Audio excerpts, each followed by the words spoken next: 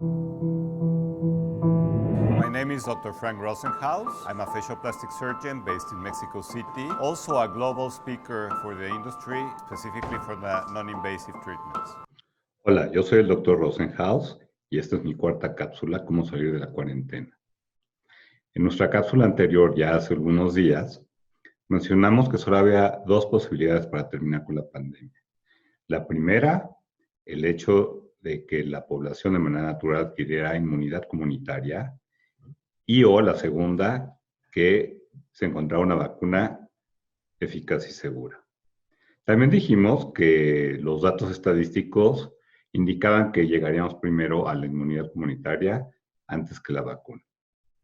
Para mi fortuna, creo que los datos siguen siendo concluyentes en ese sentido. Y la pregunta entonces es, ¿cómo vamos a salir de la cuarentena? De hecho, el día de ayer, el país entró en la fase 3 epidemiológica. Si la fase 1 fue la importación viral y la fase 2 fue la dispersión local, la fase 3 es donde los mecanismos de seguimiento de la cadena de transmisión comunitaria se pierden. En pocas palabras, ya no sabemos quién infectó a quién. Si lo viéramos en una curva estadística, esta sería la parte más alta de la curva, donde hay más casos, hay más muertes y el virus se encuentra más extendido.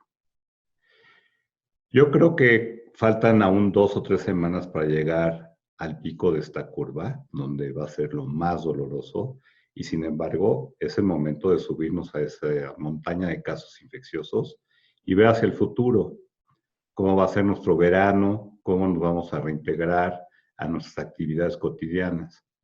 Hay que entender que desde un inicio el aislarse en casa fue una decisión a nivel mundial de extrema, o sea, de pánico. Requería necesariamente porque se desconocía el comportamiento del virus, cuál era su índice de transmisibilidad, de letalidad, cómo lo detectamos, es efectivo algún medicamento sobre él, no responde, etcétera, etcétera, etcétera. El quédate en casa, entonces, es una medida excesiva por el daño que le hace a la economía, de lo cual ya estamos siendo testigos. Pero en su momento fue insustituible para impedir que el número de casos, especialmente de aquellos críticos, sobrepasara el nivel posible de atención del Sistema Nacional de Salud. Es una medida mitigante. No es una medida para desaparecer el virus, por lo mismo hay que salir de ella lo antes posible.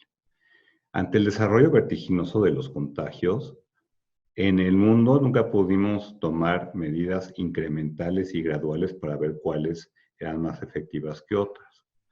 Por lo tanto, hoy en el mundo no sabemos cuál de ellas es más efectiva. El lavado de manos, el uso de cubrebocas, el no acudir a eventos multitudinarios, etcétera. Por lo tanto, tenemos que regresar de manera paulatina para ver si alguno de estos elementos es más importante y determinarlo viendo la curva de infecciones.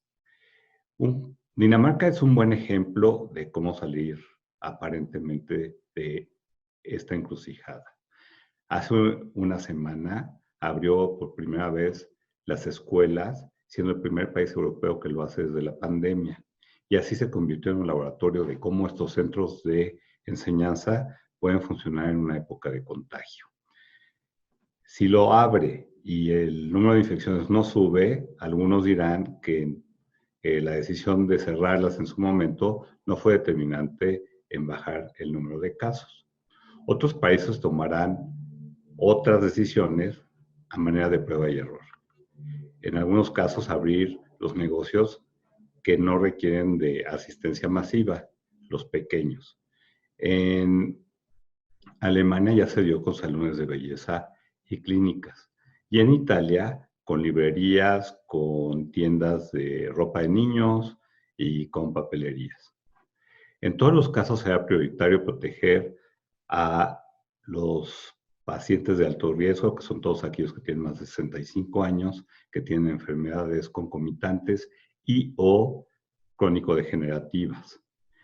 No puedo pensar que en estos momentos sea una buena idea que ustedes o yo acudamos a conciertos, a eventos deportivos masivos o a manifestaciones.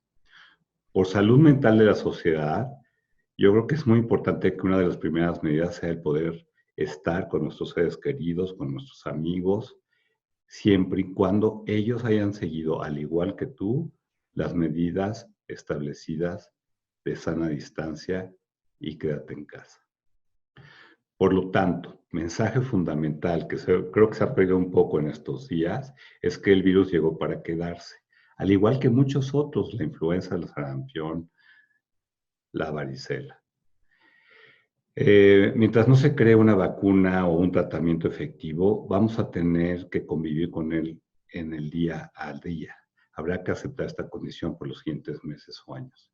Y luego ocurre ese riesgo que tomamos todos los días al vivir, al despertarnos, se va a incrementar interesantemente. Pero la realidad es que vamos a tener que salir de este pánico del encierro, pero no nada más del físico, sino del mental. En un mundo lleno de incertidumbre, impredecible como nunca antes, va a ser necesario que todos los días tomemos valores de riesgo para decisiones de vida y que podamos retomar nuestras actividades. Como dicen, habrá un AC y un DC, un antes del coronavirus y un después del coronavirus. Tendremos que escoger de nuestra vida anterior qué queremos retomar y qué podemos retomar. El distanciamiento social va a tener que ir acompañado de la solidaridad social. Estaremos más dedicados a lo importante y menos dedicados a lo urgente. Y sabremos qué es esencial y qué es aspiracional y superfluo. En síntesis, una nueva manera de vivir. Saludos del Dr. Rosenhaus.